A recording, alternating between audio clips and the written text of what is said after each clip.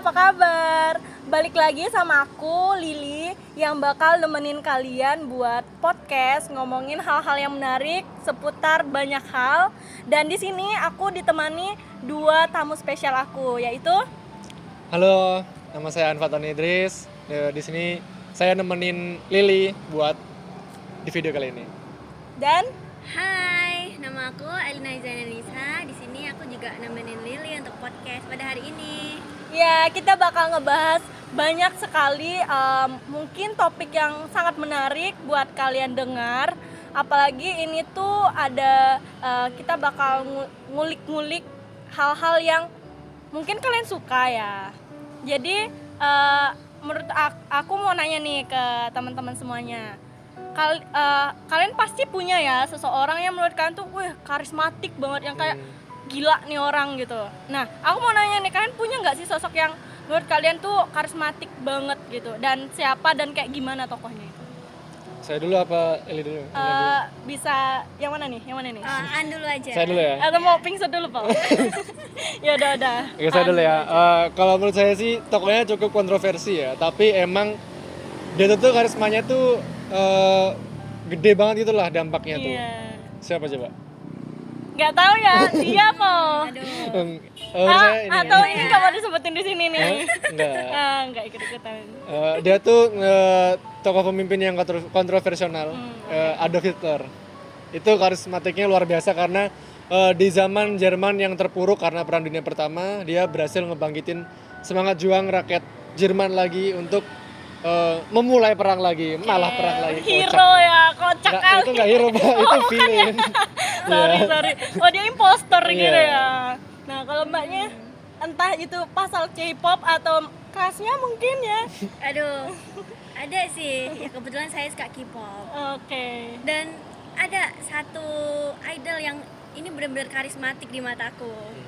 Wah, Kim Jong Un. ini BTS atau EXO ini atau bukan? Bukan. Oh, nggak ikut-ikut nih, nggak ikut-ikut nih. Kim Jong Un karismatik loh. Aduh. Iya. Nggak ikut-ikut ya, guys. Terlalu Oke. karismatik ya. Iya. Iya. Oke, siapa nih? Ada sih, ini yang paling aku suka sih. Sebenarnya ini juga bias aku sih. Namanya Park Jong Son. Itu benar-benar definisi Gak paham saya guys. cowok karismatik yang bener-bener kayak wah banget gitu di mataku. Kayak aduh. Oh, gantengnya. Kenapa gitu karismatiknya? ya. Entah itu karena lucu atau apa nih? Dia itu definisi cowok yang kayak cool abis gitu. Boyfriendable nggak ya? Wah, kita sama sih. Aku juga suka K-pop by the way. Aku suka Husbandable. banget di EXO kayak gitu. Wah. Iya kan? Kayak mereka tuh Iya. keren banget tahu. Udah. Iya. Aku nggak paham. Nggak paham ya soal Iya, K-pop. harus paham Nah, sih. oke, itu ya definisi orang-orang yang menurut kita itu karismatik itu ya. Kalau kata Aan itu siapa tadi? Adolf Hitler. Nah, kalau kata Mbak Elinanya itu Park Park Johnson, Johnson. sedangkan aku itu kamu. Oh, bercanda ya guys. Nah, tapi selain itu ada nggak sih orang yang karismatik menurut kalian, tapi mungkin di dunia perfilman atau dunia apa gitu, kayak di jurnal atau apa, siapa gitu? Ada nggak? Kalau menurut saya sih, kalau di dunia, kalau kata Mbak Lili tadi di dunia perfilman ya, yang saya kenal sih Ernest Prakasa sih. Oh iya dia karismatik banget sih. Iya, karena dia berhasil ngebawain beberapa film, salah satunya Cek Toko Sebelah itu kan kalau dia. Iya. Kalau mbaknya? Sama sih, Ernest Prakarsa dia tuh kayak ya definisi karismatik yang lokal pun dia juga termasuk. Oke, ya yang sipit-sipit kayak yang Iya. kita suka tadi ya, Iya, yang Korea tadi iya, ya, bener Cina-Cina sih. sipit-sipit ya. Lucu ya. Jangan-jangan mbaknya punya crush yang kayak gitu lagi. Dalam ngomongin Aduh, isu. nggak ikut-ikut ya. Nah, jadi kalau kata Kak Aan sama Mbak Elina itu yang karismatik itu Ernest Prakasa. Tapi definisi karismatiknya tuh kayak gimana sih? Mungkin dari Mbak Lena dulu gimana? Oke. Menurut aku ya definisi karismatik tuh kayak dia tuh terlihat sangat wah menarik gitu. Walaupun dia kayak berada di barisan orang banyak di situ, tapi dia tuh kayak berasa dia yang paling menonjol di antara orang-orang itu. Jadi kayak wah dia keren banget, dia kayak karismatiknya tuh kayak langsung menonjol Pembawaannya iya, gitu ya. pembawaannya gitu. Oke. Natural aja gitu, Iya. karismatik aja, pas denger namanya langsung oh ini orang karismatik gitu ya. Iya. Oke, kalau menurut Kak Aan? Ya kurang lebih setuju sih, karena orang karismatik tuh bisa ngemimpin banyak orang gitu. Hmm. Bahkan tanpa dia bicara, dengan aura dia tuh udah cukup ngebuat orang tuh ngelihat, wah nih orang gila, keren bet, buset Leadership gitu. gitu Iya. kayak gila nih orang iya. keren banget gitu. Bener. Kurang lebih simpelnya kayak gitu sih menurut saya. Iya. Karena dia walaupun selain bisa berbaur dengan banyak orang, dia juga bisa ngebawain orang-orang tersebut tuh sesuai dengan apa yang dia mau. Kalau relasi juga ya. Ya, dari berbaur itu tadi dia bisa ngebuat relasi dan koneksi. Iya, pas dia datang langsung kayak wah, outfitnya dingin gitu kayak gila nih orang Iya. gitu. Big boy enggak sih? Berasa kayak kulkas jalan ya. Iya. Langsung dingin. Tapi walaupun dia kayak kulkas jalan, tapi dia orangnya lawak juga kan. Iya, kadang lawak. Iya. Kayak kita gini bisa ngelawak tapi Biasanya tuh dibalik orang yang cool dingin itu pasti ada sisi lain, dia tuh pelawak juga. iya. Contohnya? Contohnya Ernest itu Selain itu apa ada yang tidak. Oh. Saja. Bawaannya hubungan mulu nih. Iya. Oke.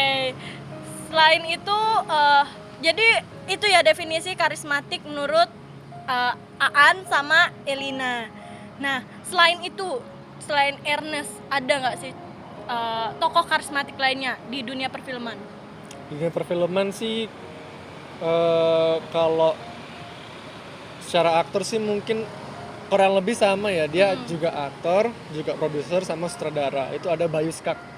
Oh, Bayu Skak. Bayu Skak, Iya, ya. tahu Itu banget. yang buat film Yo Wis Band. Ini orang-orang Jawa nih pasti Oh, Yo nonton. Wis Band. Yo Wis Iya, Band. filmnya itu sering keputer di SCTV Iya, gitu ya. iya, benar. Ya, biasanya tiap hari Minggu ada aja filmnya. Iya. Emang asik banget sih nontonnya.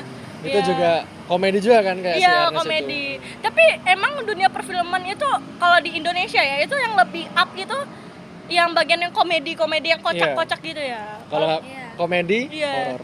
Iya, komedi horor. Iya, Kalau itu percintaan ya bagus juga, cuman ya Kurang lebih tertarik. hype. Iya. Kalau menurut Mbak Elina Ya sama juga sih kurang lebih kayak gitu. atau artis atau apa gitu? Yang di pikiranku cuman Ernest sih. Oh, saking karismatiknya itu tadi ya, guys. Ter-Ernest. Iya, ter-Ernest. Ernest. Iya, karena sipit itu. Tapi iya, Ernest dia- sudah tua loh. Oh, nggak apa-apa sama Om. Wah.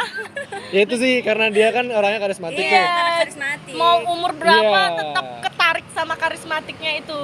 Oke. Nah, ngomong-ngomong soal Ernest nih.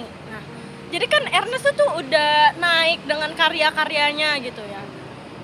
Menurut kalian apalagi sih kayak yang ngebuat Ernest tuh selain karismatik yang buat dia lebih up gitu? Entah itu dia relasinya atau apa gitu. Korelasinya udah jelas ya. Dia kan salah satu perintis komunitas stand up comedy di Indonesia. Karena kan dia juga salah satu angkatan Suci pertama. Dia tuh angkatannya ada Panji sama siapa? Raditya Dika. Nah itu Ernest saat itu ya ikut itu Suci sama mereka berdua itu. Kalau Mbak Elina? Di balik karismatiknya yang amat sangat cool tadi ya aku bilang, dia kan juga termasuk pelawak. Dan ya tahu sendiri kan, masyarakat Indonesia kan suka yang berbau komedi. Iya, benar banget. Karena hidup ini tuh nggak butuh yang galau-galau karena cinta Iya. mulu kan. Tapi kan dari tadi bahas cinta mulu. Oh iya, karena dia terlalu ter-Ernest Oh. ini. Aku terlalu ter-Ernest. Iya, dia suka yang imut-imut lucu sipit gitu kan. Nah, jadi kalau menurut kalian jadi kan ngomong-ngomong soal karirnya itu, karya Ernest yang paling booming yang menurut kalian itu ngebuat dia namanya makin dikenal banyak orang gitu. Itu karyanya apa sih? Kalau dari karya yang bikin booming tuh pertama sih pasti Cek Toko Sebelah ya. Nah itu karena karismatiknya dia berhasil ngegaet banyak banget orang, terutama dari stand up tuh banyak kayak ada Aci Resti, terus banyak loh pokoknya yang saya ingat sih cuman itu ya, karena udah cukup lama juga saya nggak nonton. Karena kan dia ada 2 versi juga ya, yang movie Iya, sama yang seri. Iya. Cek Toko Sebelah tuh movie-nya juga nggak cuma 1, Iya. ada 2. Oh, ada 2. Iya, ada Cek Toko Sebelah 2. Tapi aku sempat nonton ya, itu aku nggak tahu yang bagian 1 atau 2, tapi emang filmnya gacor banget sih. Iya. Ya itu lawak banget, apalagi aktor-aktornya itu kan yang kayak udah bener-bener actingnya bagus banget Udah kayak dipilih gitu. yang kayak kayak ibarat kelas atas ya. Iya, dan apa ya, Cek Toko Sebelah itu kayaknya buat pencinta film Indonesia kayaknya udah nggak asing lagi ya sama film itu. Ya karena selain Cek Toko Sebelah tuh juga banyak sih dia, selain film komedi juga ada film yang cukup memotivasi sih, Step and Pencil tau nggak? Step and Pencil kurang tahu sih. Nah itu tuh filmnya tuh dia tuh kayak jadi guru tuh buat anak-anak yang nggak bisa sekolah. Oh, itu ceritanya sedih atau Iya gimana cukup ya? sedih sih, Oh. karena kan kayak gitu kan. Jadi dia ke anak-anak jalanan tuh dicariin nih siapa yang mau sekolah nih kami ajarin. Tapi emang Ernest ini keren-keren banget sih karya-karyanya ya. Film-filmnya itu cukup. Aku juga beberapa kali nonton filmnya Ernest, yang apalagi yang ngangkat-ngangkat soal mental atau soal pembulian itu kan biasanya ada ya. Aku lupa judulnya film apa gitu. Yang Ernestnya itu ada versi kecil sama versi gedenya yang ada Oh. Morgan. Kalau nggak salah filmnya yang pertama nggak sih? Yang Itu. dia baru ngerilis film judulnya Ngenes. Kayaknya itu deh. Iya, karena dia kan dari Ernest kecil sampai besar kan. Oh iya, itu filmnya bagus banget sih. Aku Oh, itu jatuh Ngenes cinta yang banget. pertama ya. Iya, Pertama. aku nggak tahu, aku lupa judulnya. Padahal itu Iya. filmnya menurut aku ya itu tuh bagus banget karena itu ngangkat tentang pembulian ya. Iya, pembulian Iya, karena rasis. iya, rasisme dia ini kan Cina. Iya, dia kena rasis Dia kayak gitu. dia Cina, Yang sekolah. mentang-mentang Cina ya, sipit-sipit itu. Iya, Iya. padahal lucu ya sampai Mbak Elina ini terkelepak-kelepak gitu loh Iya. sama Ernest ya. Dia tuh kan Cina, terus sekolahnya tuh di sekolah pribumi, otomatis kan dia Oh, iya, minoritas iya. Iya, tuh. benar banget, benar. Terus apa namanya? Kena bullying sampai SMP. Di SMA baru dia sekolah di mayoritas, dia sekolah di sekolah Cina, makanya nggak kena bully lagi. Itu cukup lucu sih, tapi apa namanya? Kalau misalkan kalian masih penasaran, tonton aja ya, jangan banyak spoiler lah. Iya, tonton ya guys. Ini Jangan karya lupa orang tonton ya. lokal walaupun dia ini bukan orang lokal ya, tapi dia termasuk lokal loh guys. Iya. Dia orang lokal. Iya, cuman kan kayak film pertama Iya. dia itu kena rasis kan. Jadi kita ambil pelajaran dari situ, jangan suka rasis ya guys. Bineka Tunggal Ika. Iya, Apa itu? artinya? Apa itu? Berbeda-beda tetapi tetap satu. Wah, kalau berbeda-beda perasaannya itu gimana ya? Aduh, sakit ya, sakit banget ya. Terus, oke. Kalau itu kan karya yang menurut kalian nge-booming gitu. Kalau karya yang menurut kalian kurang atau yang kayak wah, enggak ini tapi oke lah gitu. Ada nggak? Kalau nggak booming tapi oke lah ya. Hmm. Ada, jadi judulnya tuh cukup gimana ya, keren sih judulnya. Oke. Teka-teki tika. Teka-teki tika. Iya. Wah, dari judulnya udah menarik Udah menarik nih. kan, Udah tapi kayak tapi kurang booming gitu. Oh, kurang booming. Tapi- Iya sih, benar. Aku iya. aja kurang tahu Iya, sama aku film juga itu. agak kayak kurang Iya. familiar itu aku dengernya. Nah, apa nih yang menurut kamu kayak membuat film ini tuh seharusnya tuh booming tapi nggak booming gitu? Ya dari sosok Tika itu sendiri sih, karena dia kan dari sosoknya sendiri sih. Saya juga kurang paham ya, karena udah lama saya nontonnya. Oh, tapi menurut kamu aja gitu ya. Ya Nah, kurang lebih kayak gitu sih. Kalau itu kan masih oke lah, tapi yang menurut kamu kurang gitu. Dan karya Ernest yang ya kurang aja gitu. Kurang kalau dari Baleno coba gimana? Dari Elina. Saya mikir dulu ya. Oke. Apa tadi? Karya Ernest yang menurut Mbak Elina tuh kurang. Entah itu kurang booming atau kurang dari kualitasnya atau kurang serak di mbaknya kayak gitu. Menurut aku sih yang kurang ya tadi Ngenes. Dia kan katanya kan ini ya, setauku karena emang baru awal juga kan dia jadi sutradara, terus kayak ini yang Ngenes tadi tuh kayak kurang booming aja gitu. Oh, Iya kurang nggak sih? Iya, Ngenes. Tapi Soalnya Ngenes aku juga agak-agak lupa kan, aku udah jarang nonton juga kan, jadinya kayak nggak gitu keinget gitu.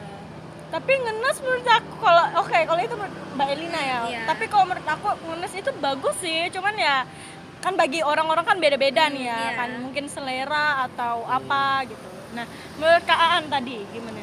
Ya kurang lebih sama sih, karena faktornya dia pertama kali jadi sutradara, pertama Iya. kali jadi aktor, pertama kali jadi produser juga, langsung nge-get tiga peran, tiga Iya. posisi itu cukup susah loh.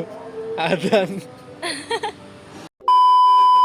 Oke, jadi itu tadi ya guys pembahasan seputar tentang karismatik, tentang film-film, bahkan tentang Ernest, tentang karya-karyanya yang sangat-sangat booming dan sangat-sangat menghibur kita dengan film-filmnya yang kocak, yang bahkan sedih, yang banyak sekali memberi pelajaran sama kita. Nah, tapi dari semua itu kita bakal ambil atau petik pesan moral yang dari Ernest itu tadi. Apa sih pesan moral yang menurut kalian nih? Buat teman-teman semuanya yang ada di rumah.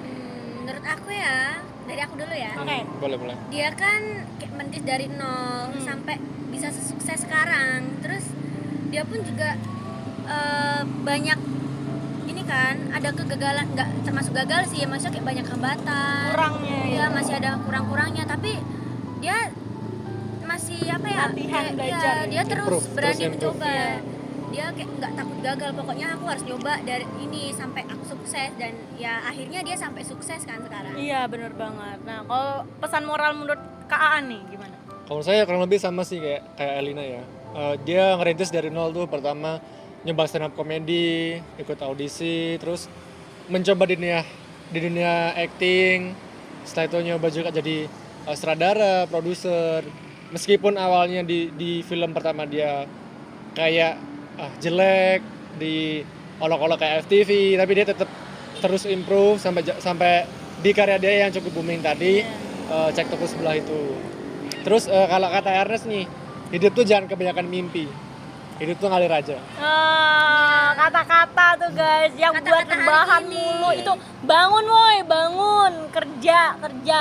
Karena ya bukan apa ya, kalau bukan diri kalian sendiri yang nge-improve karya kalian, itu siapa lagi gitu loh. Ada kata-kata nih, Apa tuh? hanya kamu yang bisa menyelamatkan dirimu. Wah, Aduh, tuh jangan suka jadi second choice juga guys. parah sih. Pasti dari tadi.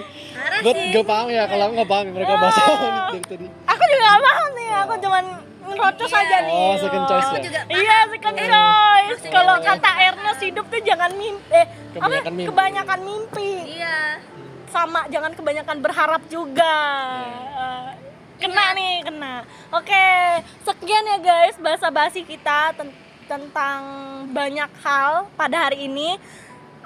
Aku mau ngucapin terima kasih karena ngedengerin podcast kita hari ini. So, see you in next video. Bye-bye.